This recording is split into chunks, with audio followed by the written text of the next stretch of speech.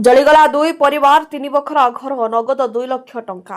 कणिया block Belpada Patna panchayat राउतपड़ा Kaivarta साहि अग्निकांड घटी दुई परिवार तीन बखरा घर जलिपोड़ी पाउंश हो जाइछे। घरे कहीं नथिबा बेले विद्युत सर्ट सर्किट जोगु ग्रामर प्रताप साहू एवं बादल साहू घरे अचानक निया लगी रहितला। चाउ चाउ नियार कराल रूप तीन बखरा घर को संपूर्ण ध्वंस कर देथिला। दमकल बाहिनी सेठरे पहुंची निया को आयत्त करथिले मध्य समस्त आसबाबपत्र जलिपोड़ी पाउंश हो जाइछे। धार करज करी छात पकाइबा पई रखिथिबा 2 लाख टंका सोना रूपा आसबाबपत्र मध्य नियारे पड़ी जाइछे।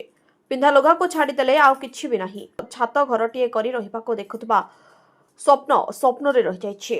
तबे घटनास्थल रे तहसीलदार ऐश्वर्या प्रोसेट, बीडीओ लवणेन्दु महंती, सरपंच सुकांत कुमार गंठिया, बीजेपी सभापति महावीर प्रसाद मिश्र प्रमुख पहुंचीथिले।